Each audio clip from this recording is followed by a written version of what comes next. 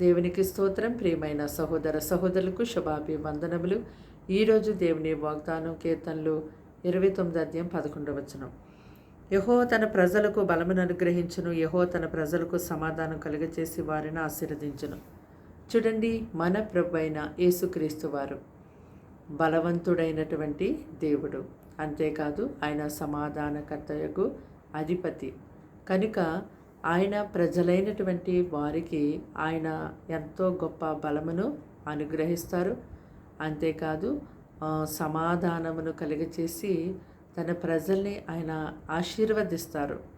కనుక నువ్వు ఏ విషయంలో అయితే మీరు కృంగిపోతూ బలహీనులుగా అయిపోతూ ఉన్నారో, అనారోగ్యాన్ని బట్టి బలహీనులుగా అయిపోతున్నారో, మరి రకరకాల శోధనలు సమస్యలను బట్టి బలహీనులుగా అయిపోతున్నారో, మీరు బలవంతుడైనటువంటి ప్రభువైన యేసుక్రీస్తు వారిని వైపు తిరిగి మొరపెట్టినప్పుడు, ఆయనకి మీ యొక్క భారమును అప్పగించినప్పుడు ఆయన యొక్క గొప్ప బలమును మీకు అనుగ్రహిస్తారు.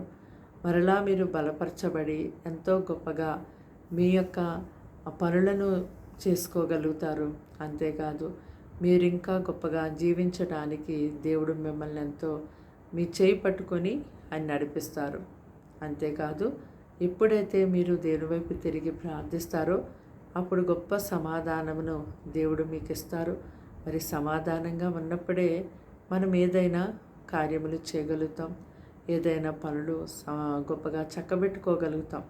సమాధానం అనేది లేనప్పుడు అంతా కూడా కలవరంగా, వేదనగా, బాధగా, ఏదో పోగొట్టుకున్నట్టుగా ఉండి ఏమీ చేయలేని నిస్సత్తువ కలిగిన వారిగా అయిపోతూ ఉంటాం.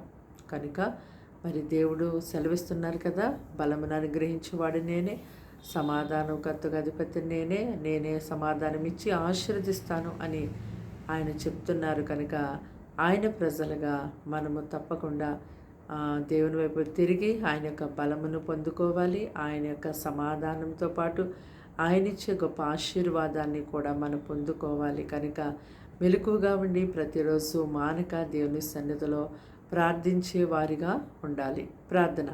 దేవానికి వందనాలు, స్తోత్రాలు, స్తుతులు తండ్రి. మాటలు వింటున్నాను బిడ్డల్ని మీ రక్తంతో కడిగి ముట్టి బలపరిచి దీవించండి. వారిలో ఉన్న ప్రతి శోధన, వేదన, బాధ, దుఃఖములు దూరపరచండి నాయన. ఇదిగో ప్రభా, ఈ సమయాన్ని దీవించి ఇచ్చినందుకు వందనాలు. ఈ దినాన్ని బట్టి స్తోత్రాలు.